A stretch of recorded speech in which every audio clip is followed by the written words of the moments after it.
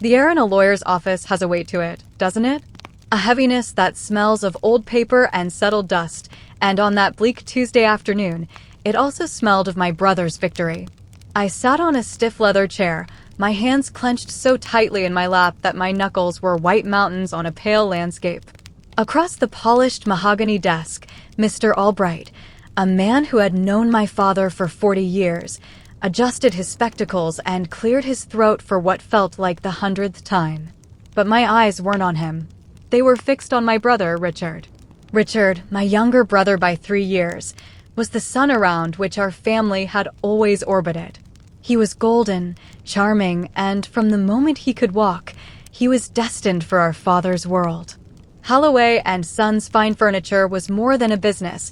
It was a legacy carved from English oak and a century of local trust. Richard sat back in his chair, a picture of relaxed confidence, his expensive suit a stark contrast to my simple wool coat. A faint, knowing smirk played on his lips, a look I had seen my entire life. It was the look he gave me when he got the brand new bicycle and I got his hand-me-down. The look he gave me when he went off to university and I stayed home to help mother. To my son, Richard Holloway, Mr. Albright read, his voice a dispassionate drone that cut through my heart. I bequeath the entirety of the business, Holloway and Sons Fine Furniture, including all assets, properties, accounts, and the workshop on Miller's Lane. Richard's smirk widened. He gave a small, almost imperceptible nod, as if accepting a crown he had always known was his. I felt the air leave my lungs. Of course! It was always going to be Richard. I had told myself not to hope, not to build any foolish castles in the sky. I was Eleanor. Quiet, dependable Eleanor. The daughter. The one who stayed.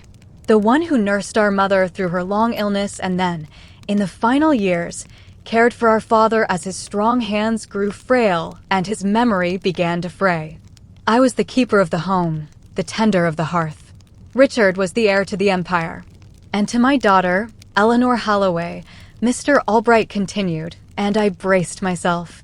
Perhaps a small portfolio of shares, a trust fund, something to acknowledge my years of devotion. I bequeath the family home, Blackwood Manor at 14 Willow Creek Road, and all of its contents. Silence. The clock on the wall ticked, each second a tiny hammer blow against my composure. Blackwood Manor. The house I grew up in. The house where my mother had passed away in the upstairs bedroom overlooking the garden. The house that was now drafty, cavernous, and in desperate need of repairs I couldn't possibly afford. The contents. My mother's chipped china, my father's worn-out armchair, 60 years of accumulated life and dust. Richard finally broke the silence. He let out a low chuckle, a sound of pure, unadulterated condescension. "Well, Ellie," he said, turning to me, his eyes gleaming with a victory that felt cruel. "You always did love that old place. Good luck with the money pit. I hear the roof is about to go. Don't you worry, though. Once I get the business booming, I'll be sure to send a little charity your way." The word charity hung in the air, a poisoned dart. It wasn't about the money, not really. It was about the validation. The will was my father's final word, his last testament to our worth. And in it, he had handed Richard a thriving future and me a crumbling past. He had valued Richard's ambition over my loyalty. He had valued the son who built a career over the daughter who built a home. I didn't answer Richard. I couldn't trust my voice. I just nodded numbly at Mr. Albright, gathered my handbag, and walked out of that suffocating office. The cold street air hit my face, and with it, the tears I had been holding back finally fell. I wasn't just grieving my father anymore. I was grieving the lifetime of feeling secondary, a feeling that had just been carved in stone by the man I had loved and cared for more than anyone in the world. As I walked towards the bus stop, the keys to Blackwood Manor feeling like a lead weight in my pocket, I had no idea that the house I saw as a prison held a secret far more valuable than any business. I believed my story was over, a quiet fade into obscurity. But it was only the beginning. The first few weeks in Blackwood Manor were a study in loneliness. The house, which had once echoed with the sounds of family, my mother's humming in the kitchen, my father's heavy footfall in the hall, Richard's boisterous laughter, was now an echoing cavern of silence. My own footsteps on the creaking floorboards sounded intrusive, like a stranger wandering through a museum of a life that was no longer mine. Every room was a ghost. In the living room, the indentation on the velvet cushion of my father's favorite armchair was still there, a perfect silhouette of his absence. In the kitchen, my mother's spice rack was still arranged in the peculiar order only she understood, a silent testament to 1,000 family meals. Richard's words, "money pit," became a daily mantra. The boiler groaned like a dying beast and often gave up completely, leaving me shivering under a mountain of blankets. A damp patch on the dining room ceiling grew like a sinister map, marking the slow, steady surrender of the roof to the persistent English rain. I was a librarian at the local Oakhaven Town Library, a job I loved for its quiet order, but my modest salary was a small shield against the financial onslaught of the house. Every penny went towards bills, towards a patch-up job on a leaking pipe, towards keeping the encroaching decay at bay. One afternoon, a glossy brochure arrived in the mail. It was from Richard. On the cover was a picture of him, standing proudly in front of the newly rebranded Holloway's Modern Living. He'd changed the name, dropped the "and Son." My father was gone not just from the world, but from the very sign that bore his life's work. Inside, the brochure showcased sleek, minimalist furniture, a far cry from the handcrafted, timeless pieces my father had so lovingly created.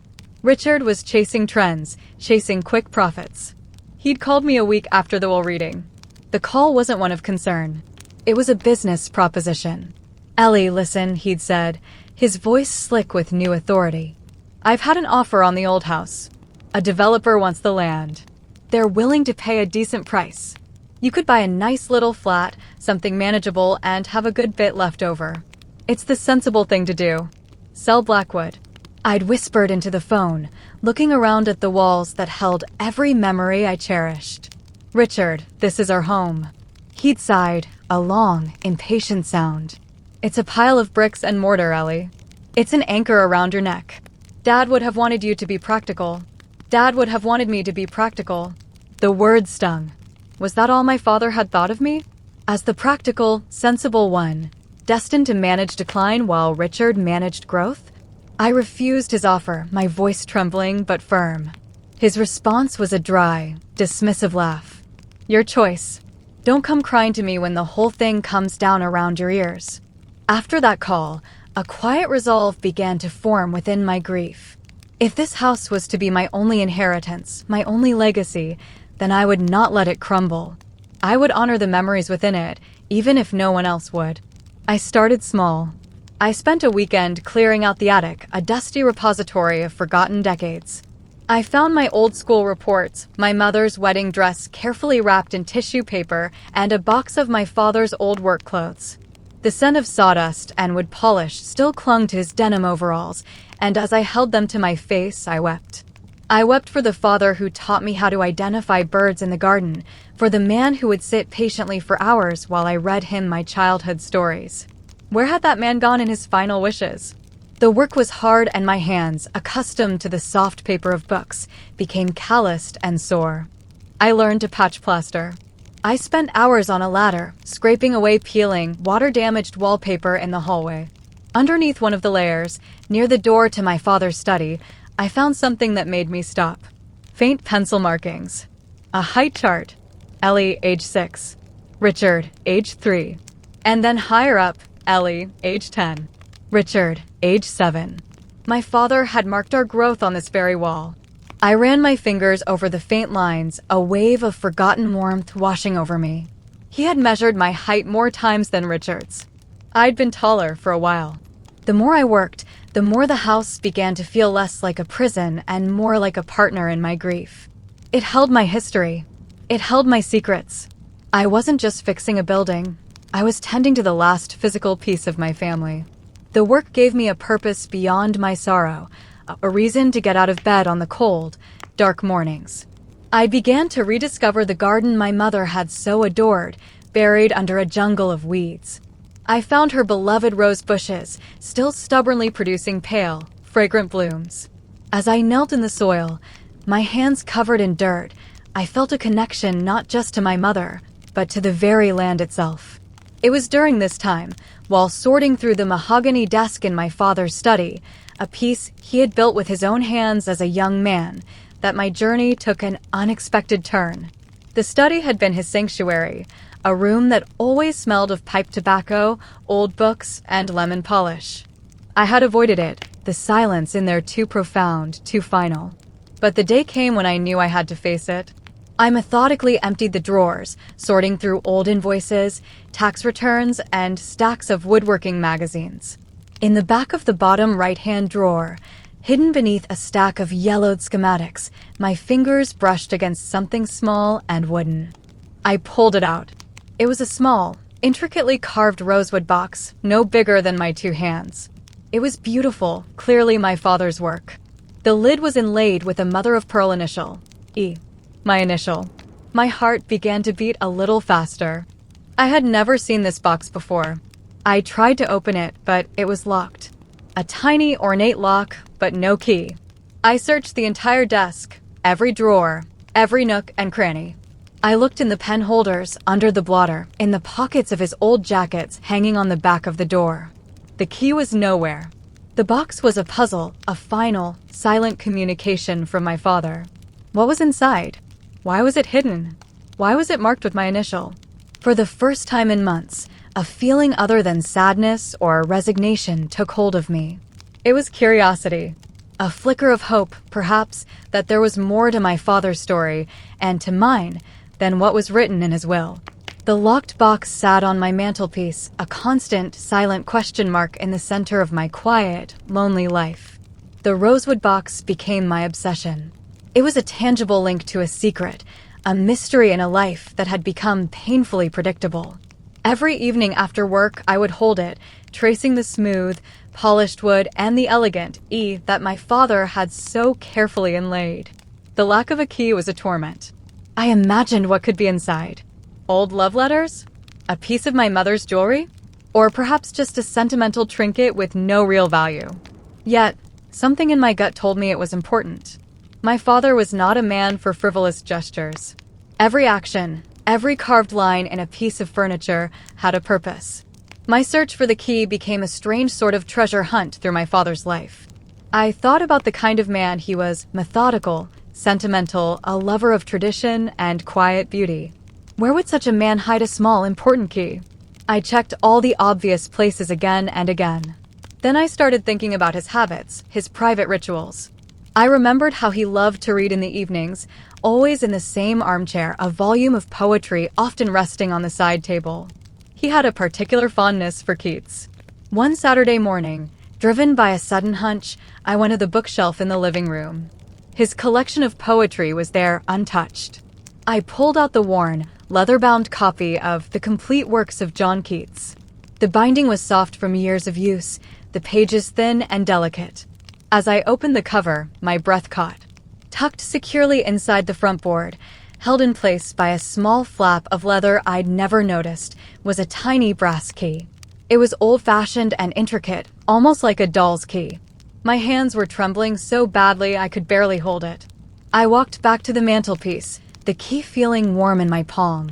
I took a deep, steadying breath and inserted it into the lock of the rosewood box. It turned with a satisfying, quiet click. With a heart hammering against my ribs, I slowly lifted the lid. There were no jewels. There was no stack of money. Inside, nestled on a bed of faded blue velvet, were two items. The first was another key, larger and heavier, made of steel, attached to a simple tag with a number on it. The second was a thick, cream-colored envelope, sealed with wax. On the front, in my father's familiar, strong handwriting, were two words: for Eleanor. I sank into the nearest chair, the box resting on my lap. This was it. A final message, just for me. My hands shook as I broke the wax seal and unfolded the letter. It was several pages long, every line filled with his script. My dearest Eleanor, it began. If you are reading this, it means you have found my little puzzle. It means you are in the old house, and you cared enough to look beneath the surface of things. You always did. You were the watcher, the quiet one, the one who saw everything. I am counting on that now. Tears were already blurring the words. I wiped my eyes and read on. I must begin by asking for your forgiveness, my girl. I know the reading of my will must have caused you a pain I can barely stand to imagine. To see your brother given everything and you, my faithful daughter, left with what must seem like a burden. It was a cruel thing to do, and I have spent many sleepless nights wrestling with the necessity of it. Please believe me when I say it was necessary. My father went on to explain. He wrote about Richard, his ambition, his charm, but also his impatience and his focus on money above all else. Richard sees the business as a machine for making money, he wrote. He does not hear the music in the wood. He does not understand that our name, the Holloway name, is built not on profit margins, but on trust, on quality, on the soul we pour into every joint and every finish. I have watched him for years, and I fear he would sell that soul for a quick and easy fortune. He would dismantle my life's work, and his grandfather's before him, without a second thought. My chest felt tight. It was as if my father was speaking my own unspoken fears aloud. But you, Eleanor, the letter continued, you are different. You have your mother's heart and my hands, though you may not know it. You have patience. You value history. You understand that the true worth of a thing is not its price, but the love and time invested in it. I could not simply give you the business. Richard would have fought you. He would have made your life a misery, and his bitterness would have poisoned everything. And forgive me, my dear, but I was not certain you would even want it. You were always so content in your quiet world of books. So, I had to create a test. A difficult one, I admit. The house, Eleanor. The house was the test. I knew it was falling into disrepair, and I knew it would be a struggle for you. But I had to see what you would do. Would you sell it, as Richard would surely advise? Would you wash your hands of our past and take the easy money? Or would you stay? Would you fight for it? Would you honor the home that sheltered our family, that holds all our memories, good and bad? By finding this letter, you have given me my answer. You chose love. You chose loyalty. You chose home. At that moment, as if on cue, the telephone on the hall table began to ring, its shrill sound jarring in the quiet room. I hesitated, the letter clutched in my hand. It rang again. Reluctantly, I put the letter down and went to answer it. Miss Holloway? Eleanor Holloway, a familiar voice asked. It was Mr. Albright. Yes, this is she, I said, my own voice sounding distant. Ah, good, he said, a different tone in his voice now, less formal, almost warm. Eleanor, I am calling as per a specific instruction left by your father. A period of 1 year has now passed since the execution of his will. 1 year. Had it really been that long? I had lost all track of time within the walls of Blackwood Manor. According to a secondary codicil in your father's legal arrangements, Mr. Albright continued, which I was bound by oath not to disclose until this date, there is another document for you. Your father requested that you come to my office at your earliest convenience. I believe you will find it illuminating. Walking back into Mr. Albright's office a year later was a surreal experience. The first time, I had entered as a grieving daughter, full of anxious hope that was soon to be crushed.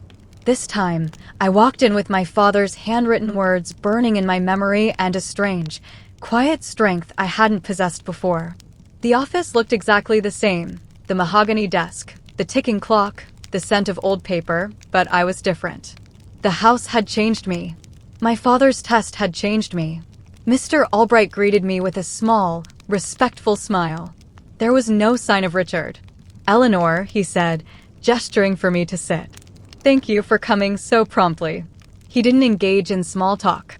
He simply opened his desk drawer and removed a thick, sealed envelope, identical to the one I'd found in the rosewood box, but this one was crisp and official. He slid it across the desk towards me. Your father, he said softly, was a very complex man. And a very wise one. He foresaw a great deal.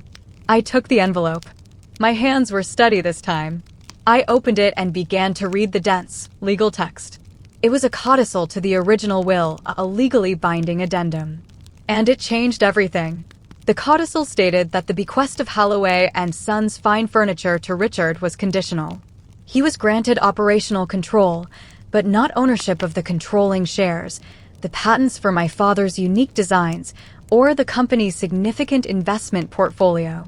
All of that, the true heart and wealth of the business, had been placed into a blind trust. The trust was to be dissolved and its assets transferred in their entirety to me, Eleanor Holloway, on one condition: that I had maintained residence in and ownership of Blackwood Manor for a full year after his passing. If I had sold the house, the trust would have been dissolved and its contents donated to a National Heritage Fund. The house was not my inheritance, it was the key to it. I looked up from the document, my mind reeling. Mr. Albright was watching me, his expression kind. Your father loved you very much, Eleanor. He believed that the soul of his work, his real legacy, would only be safe with someone who understood the value of roots, of history. He trusted that you were that person. He made a wager on your character, and it appears he won. I thought of Richard, of his glossy brochures and his talk of modern living. I thought of his dismissive laughter when I refused to sell our home. He had been running a company that, in reality, he never truly owned. He was a caretaker, just as he had accused me of being. What does this mean now? I asked, my voice barely a whisper. It means you are the majority shareholder and the legal owner of Holloway and Sons Fine Furniture, Mr. Albright stated plainly. Richard remains a salaried employee. The business is now, for all intents and purposes, yours to command. I went home in a daze. The world outside seemed brighter, the colors more vivid. Back in the quiet of the living room, I picked up my father's handwritten letter again. There was more I hadn't read. The other key in the box, he had written, is for a safe deposit box at the main bank in town. The number is on the tag. Inside, you will find all my original design journals, the patents for my bending and joining techniques, and a full account of the business's true financial state. Richard has never seen these. He only knows the operational accounts. This is the heart of the business, Eleanor. Its past and its future. It is now yours to protect. I do not ask you to cast your brother out, the letter concluded. He is my son and your brother. But he needs guidance. He needs a steady hand to remind him of what our name stands for. Perhaps, in time, you can teach him what I failed to. The business was my life's work, Eleanor. But you, my quiet girl, you were my life's heart. I wasn't leaving you with a crumbling house. I was leaving you with the keys to the kingdom. I only pray you have the strength to use them. Your loving father. The tears that came now were not tears of sorrow, but of overwhelming, cleansing release. A year of pain and confusion washed away, replaced by a profound understanding. My father hadn't abandoned me. He hadn't seen me as secondary. He had seen me as the strongest of all. He had given me the greatest trust a person could give. The next day, I made 2 appointments. The first was at the bank. The second was with Richard at the workshop. When I walked into Holloway's modern living, the change was jarring. The comforting scent of sawdust was masked by the chemical smell of cheap varnish. The rhythmic sound of hand planing had been replaced by the high-pitched whine of automated machinery. Richard was in the office he'd built for himself, a glass box overlooking the workshop floor. He looked surprised to see me. "Ellie, what are you doing here?" he asked, a hint of irritation in his voice. "If you've changed your mind about selling the house, you'll have to talk to the developers yourself." I didn't say a word. I simply walked over to his large, modern desk and placed a copy of the codicil and the summary of the trust on its surface. I watched as he picked it up, a confused frown on his face. I watched as his eyes scanned the first few lines. I watched as the color drained from his face, his confident posture collapsing as he sank into his expensive leather chair. The smirk he had worn for a lifetime was finally gone, replaced by a look of utter, dumbfounded shock. He looked up at me, his eyes wide with disbelief. This can't be real," he stammered. "It's a joke." "It's no joke, Richard," I said, my voice calm and even.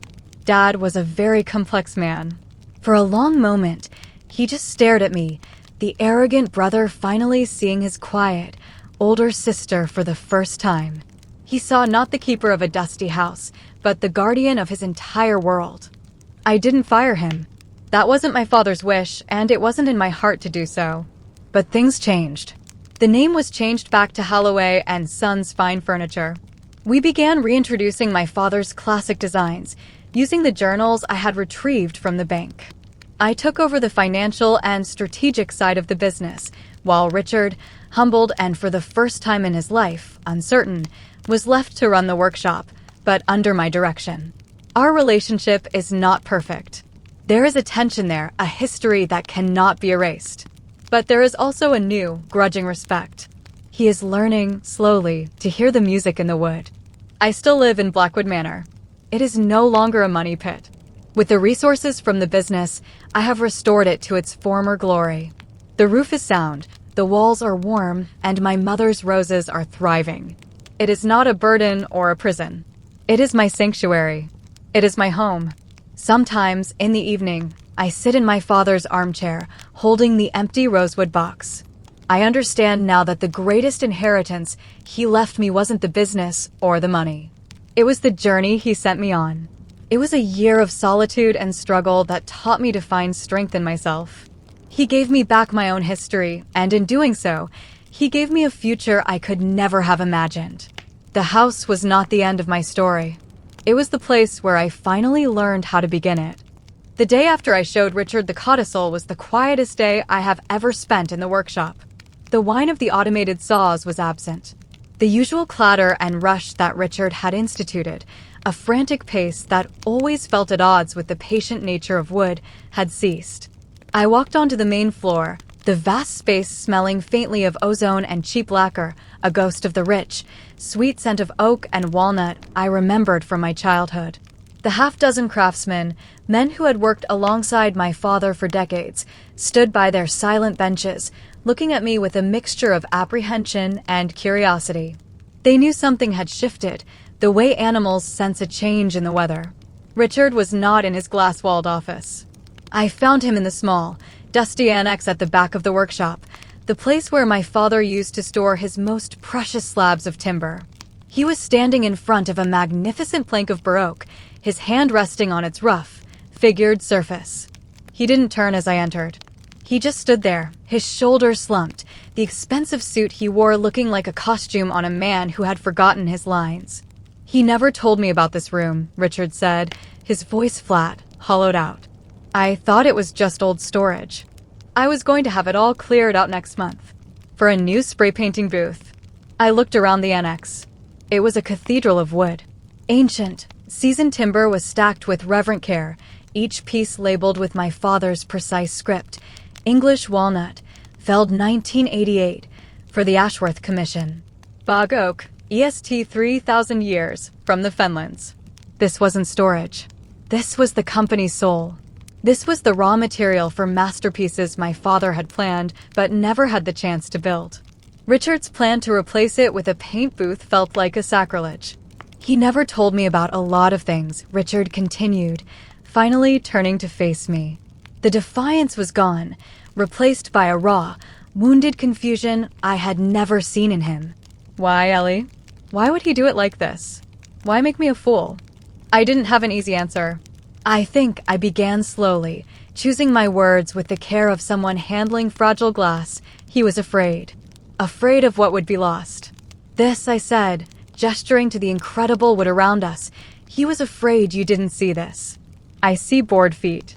I see inventory," he shot back, a flash of the old Richard returning. "That's what a business is, Eleanor. It's not a museum." "It isn't," I agreed softly. "But it's not just a factory either. It's a story." Dad wanted someone who would read the story before writing the next chapter. The metaphor, drawn from my own world of books, hung in the air between us. He didn't understand it. Not yet. The transition was as awkward as a poorly fitted dovetail joint. I began spending my days at the workshop, my evenings at home poring over my father's journals. The men on the floor, led by a stoic master craftsman named Arthur Finch, who had been my father's first apprentice, watched me with guarded patience. They were used to Richard's loud, confident commands. My approach was different. I would ask questions. I would listen. I spent a whole afternoon with Arthur, just learning about the different properties of wood, the way the grain told its own history. I felt like an interloper in my own legacy. The language of business, of profit and loss, supply chains, and market projections was foreign to me. Richard's desk was a mess of spreadsheets I couldn't decipher. In meetings with our accountant, My face would burn with shame as I struggled to grasp the concepts. Richard, sitting beside me, would remain silent, a sullen ghost at the feast, offering no help. His compliance was passive, a form of protest. He did what I asked, but nothing more. The charm he had once used to win clients was gone, replaced by a blunt, joyless efficiency. The first real crisis arrived 6 weeks into my new role. It came in the form of a letter from Sterling and Croft, a prestigious London hotel group that had been our most important client for over 50 years. My grandfather had furnished their first establishment. My father had personally overseen the design of the suites in their flagship hotel. The letter was polite, but its message was chilling. They were terminating their long-standing contract. I felt a cold dread wash over me. I found the file. Over the past year, under Richard's management, there had been 3 complaints from Sterling and Croft. One about a shipment of bedside tables where the veneer was peeling. Another about a set of chairs where the joints had loosened. The final one was about a delivery that was 3 months late. Richard had chased volume and speed, and in doing so, had sacrificed the very quality our name was built on. He had tried to fix it by offering discounts, by throwing money at the problem, but he had failed to understand that for a client like Sterling and Croft, it was never about the money. It was about trust. I called a meeting. It was just me, Richard, and Arthur Finch. I laid the letter on the polished surface of a half-finished dining table. Arthur read it, and his face, already etched with the lines of a long life, seemed to age another 10 years. Richard just glanced at it and shrugged. "They've been difficult for a while," he said dismissively. "We'll find other clients. More modern ones. The hotel market is booming." "This isn't just a client, Richard." I burst out, my frustration finally boiling over. "This is grandfather's legacy. This is the account Dad was most proud of." "Did you even read their complaints?" "Peeling veneer?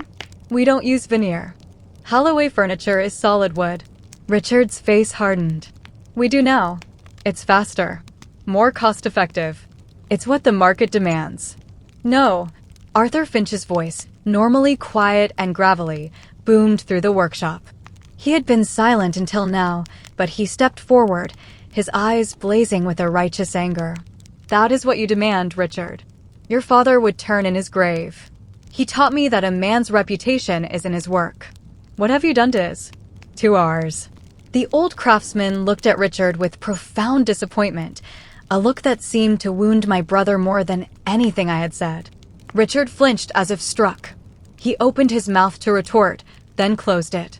He looked from Arthur's furious face to mine, and for the first time, I saw a flicker of shame in his eyes.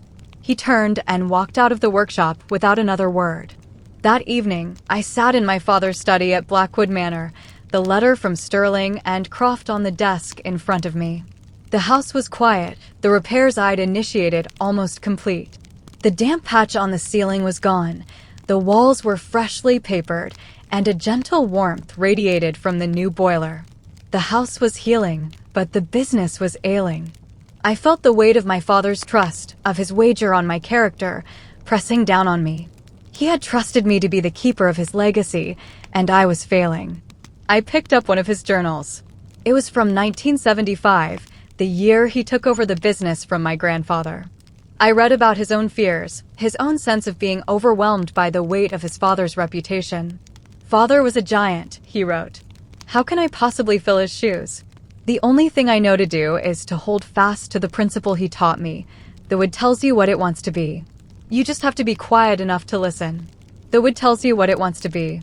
The words resonated deep within me. My father wasn't a businessman first. He was a craftsman. He didn't deal with clients. He built relationships. The answer wasn't in a spreadsheet. It was in the work. It was in the story. The next morning, I drove to the workshop with a new resolve. Richard wasn't there. His car was gone. Arthur told me he hadn't come in. A part of me was relieved, but another, smaller part felt a pang of worry. I pushed it aside. I had a company to save. I spent the morning not in the office, but on the workshop floor. I went back to the annex, the cathedral of wood. I found the plank my father had labeled for the Ashworth Commission. I ran my hand over it, feeling the history in its grain. Then I went to the design archives, a room Richard had never entered, and found the drawings for the Ashworth Commission, a magnificent writing desk my father had designed but never built. Then I did something that my logical, librarian mind would have once considered insane. I picked up the phone and called the personal office of Mr. Alistair Croft, the chairman of Sterling and Croft and the son of the man who had first hired my grandfather. I didn't ask to speak to someone in procurement. I asked to speak to him. His secretary was dismissive, but I was persistent. I didn't tell her I was the owner of Holloway's. I told her I was Robert Holloway's daughter. Something in that title worked. She put me on hold. 5 minutes later, a clipped, impatient voice came on the line. Alistair Croft. My heart was pounding. Mr. Croft, I said, my voice steadier than I felt. My name is Eleanor Holloway. My father was Robert Holloway. I know you are unhappy with our company. I am not calling to make excuses. I am calling to ask for 30 minutes of your time. I want to show you something. Something my father wanted you to have. There was a long pause on the other end of the line. I could hear him breathing.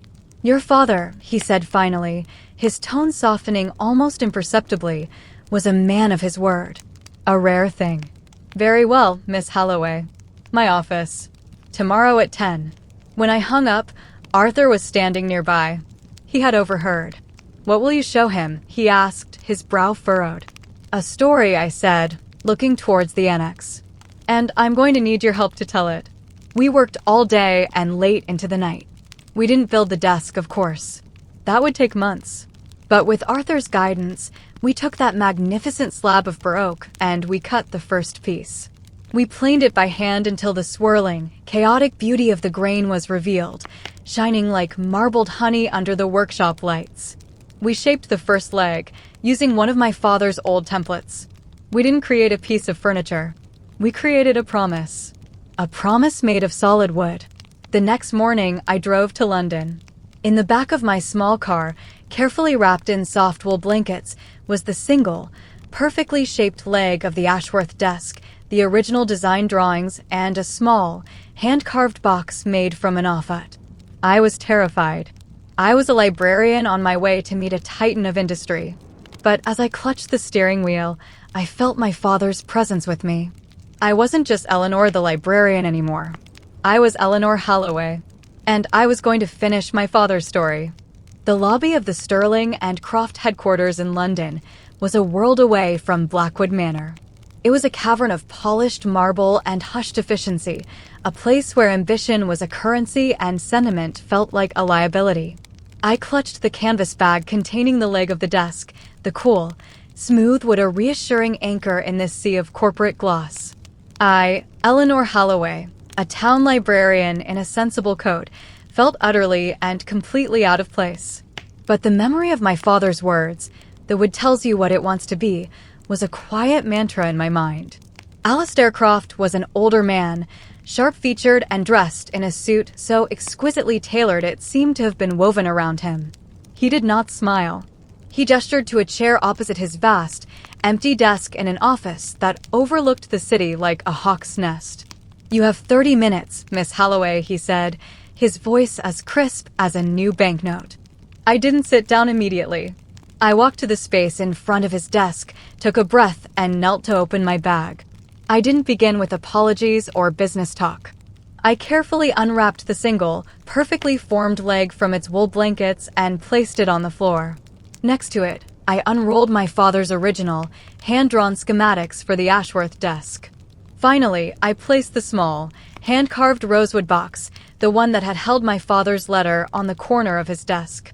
My grandfather, Thomas Holloway, built the first chairs for your father's first hotel. I began, my voice clear and steady. He used to say that a Holloway piece wasn't just furniture, it was a guest's first welcome.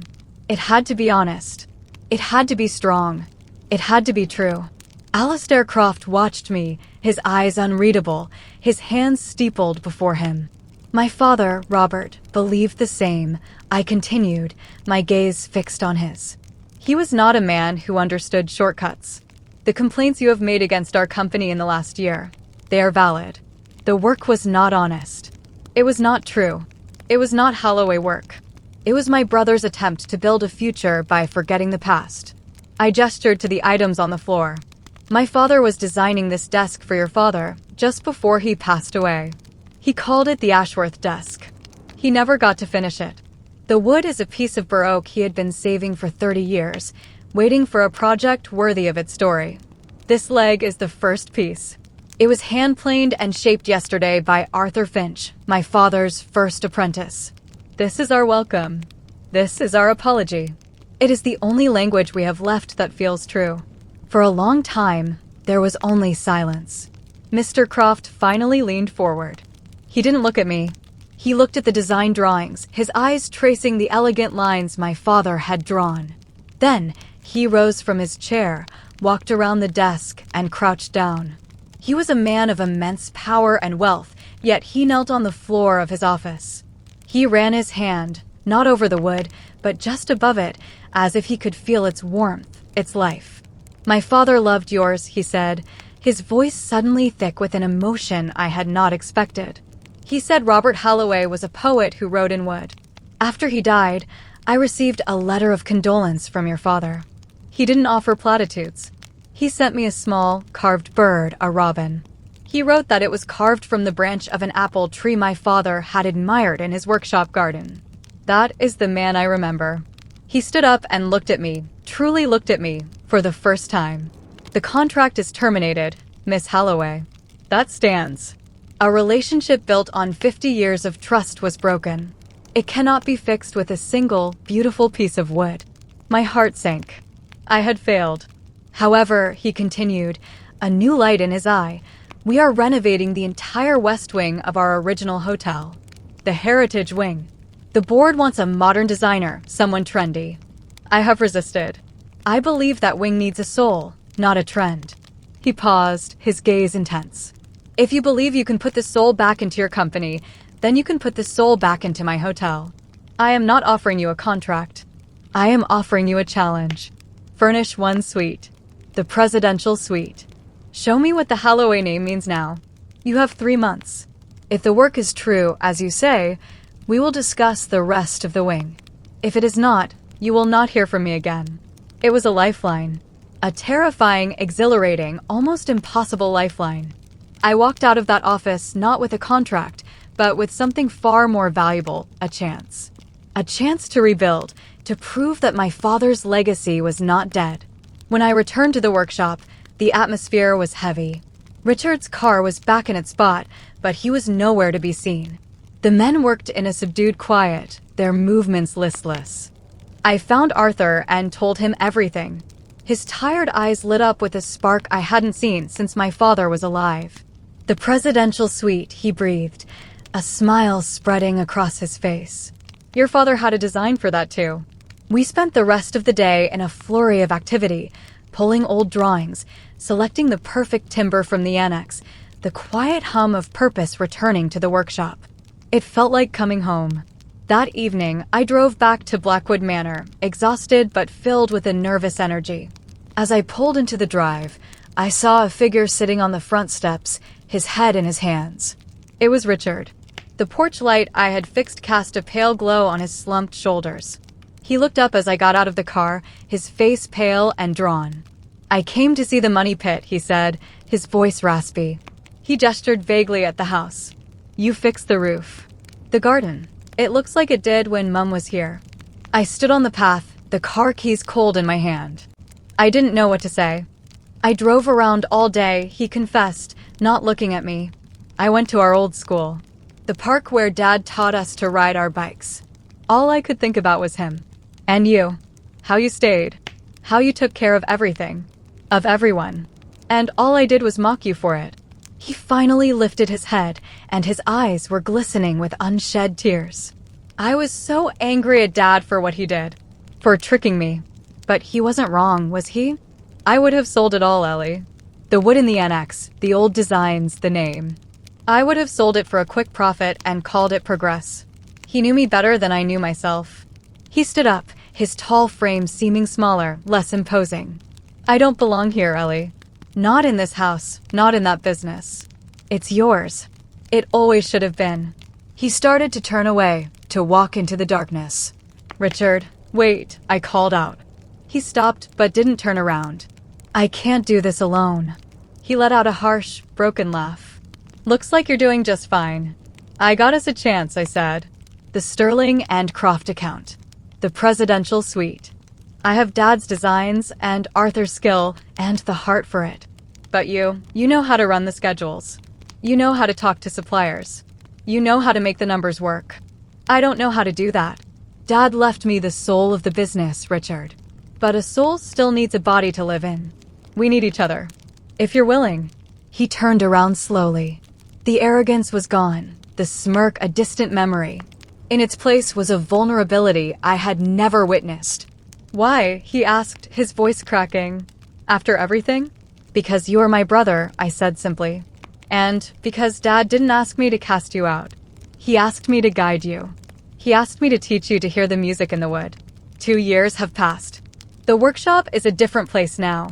The scent of real sawdust, of beeswax and lemon oil, hangs in the air. The high-pitched whine of automated machinery has been replaced by the rhythmic rasp of a handplane, the gentle tap of a mallet on a chisel. Arthur Finch now leads an apprenticeship program, teaching a new generation of craftspeople the old ways, using my father's journals as their texts. The Holloway wing at the Sterling and Croft Hotel in London is a marvel. Our work on the presidential suite was so well received that Alistair Croft gave us the entire project. It became a symbol of our rebirth. Critics have called it a masterpiece of modern heritage. Richard is still there. He is not the same man. He is quieter, more thoughtful. He manages the logistics, the numbers, the side of the business that is his strength. But now he will often just stand on the workshop floor, watching Arthur teach an apprentice how to cut a perfect joint, a look of quiet on his face. Last week, he came into my office, the small, simple one I chose next to the design archives, and placed a cup of tea on my desk. "I was in the annex," he said. "There's a piece of cherrywood in there. It sings, Ellie. It really does. I still live in Blackwood Manor. It is no longer an echo-filled monument to the past, but a warm, vibrant home filled with light and life. The garden blooms with my mother's roses, and on quiet evenings, I sit in my father's armchair, the one I had reupholstered myself, and I read. The rosewood box sits on the mantelpiece, its lid open. It is a reminder that the greatest inheritance is never about what you are given, but about the journey you are forced to take. My father mocked me in his will, or so it seemed. He gave me a burden, a crumbling house, a life of struggle. But what he truly gave me was a test of character, a path to my own strength, and a love so profound it had to be hidden in puzzles and secrets, waiting for me to be ready to find it. He had left me his legacy, but the house, the struggle, the quiet moments of discovery, they had allowed me to finally build my own.